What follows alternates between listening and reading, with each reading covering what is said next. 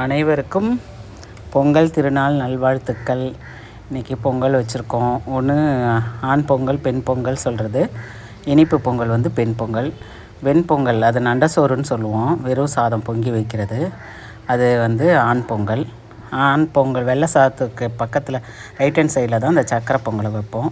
ரெண்டும் இஞ்சி கொத்து மஞ்சள் கொத்து கட்டி பொங்கல் வச்சு இறக்கி வெளியே வந்து சூரியனுக்கு படைக்க போகிறோம்.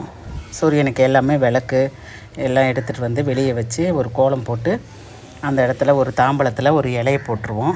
இலையை போட்டு அதுலேயே எல்லாமே வைப்போம். ஒரு விளக்கு ஏற்றி வச்சுட்டு அதுலேயே சக்கரை பொங்கல், அந்த நண்டசோறுன்ற அந்த வெள்ளை பொங்கல், வெண்பொங்கல் அதையும் வச்சு இதுக்கு ஒரு குழம்பு வைப்போம். பொங்கல் குழம்பு அப்படின்னு. அதில் வந்து இந்த பச்சை மொச்சை, பரங்கிக்காய், கத்திரிக்காய் எல்லாத்தையும் போட்டு புளி ஊற்றாத வைக்கிறது. இதுதான் பொங்கல் குழம்பு அப்படின்னு வைக்கிறது. இந்த சக்கரை பொங்கலும் இந்த நண்டசோறு அதையும் அதில் எடுத்து வச்சு அந்த குழம்பு அதுலேயே கொஞ்சமாக எடுத்து வச்சுருவோம். வச்சுட்டு மெதுவடை அந்த பொங்கல் குழம்பும் அந்த அந்த நண்டசோறுன்ற அந்த வெள்ளை சாப்பாட்டில் இந்த குழம்பு எடுத்து வச்சு வடை எடுத்து வச்சுட்டு பாயசம் பண்ணியிருக்கோம். அந்த பாயசமும் அதில் வைக்கணும்.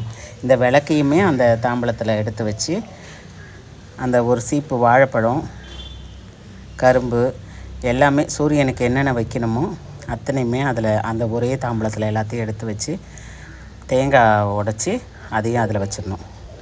வச்சுட்டு இந்த வருஷத்தில் ஒரு நாள் இந்த சூரியனுக்கு நம்ம இதை எல்லாமே வச்சு சூரிய பகவானுக்கு நம்ம படைக்கணும். இந்த தேங்காயுமே நாங்கள் அதுலேயே உடச்சி எடுத்து வச்சுருவோம்.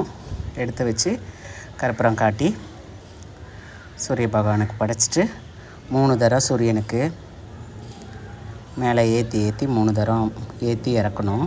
சூரியனுக்கு காட்டணும். இதுதான் இந்த மாதிரி தான் நாங்கள் கும்பிட்றது. சூரிய பகவானுக்கு 3 தரம் ஏற்றி இறக்கி வெளியே சூரியனுக்கு கும்பிட்டு முடிச்சிட்டோம். இப்போ வந்து வீட்டில் இருக்கிற உள்ளே இருக்கிற சாமிக்கு இலை போட்டு சாம்பார், பொரியல் இதெல்லாமே வச்சு படைச்சி சாமி கும்பிட்றது. இது மாதிரி ஒயிட் ரைஸ், சாம்பார், தயிர் சாதம், கோஸ் பொரியல், அந்த சூரியனுக்கு செய்த குழம்பு, உருளைக்கிழங்கு பட்டாணி வறுவல், அப்பளம், சக்கரை பொங்கல், ரசம், வடை, பாயசம் இதெல்லாம் அவ்வளோதான். சாமி கும்பிட்டு காக்காக்கு வச்சுட்டு நாங்களும் சாப்பிட்டுட்டோம். நீங்கள் எப்படி சாமி கும்பிட்டீங்கன்னு சொல்லுங்கள்.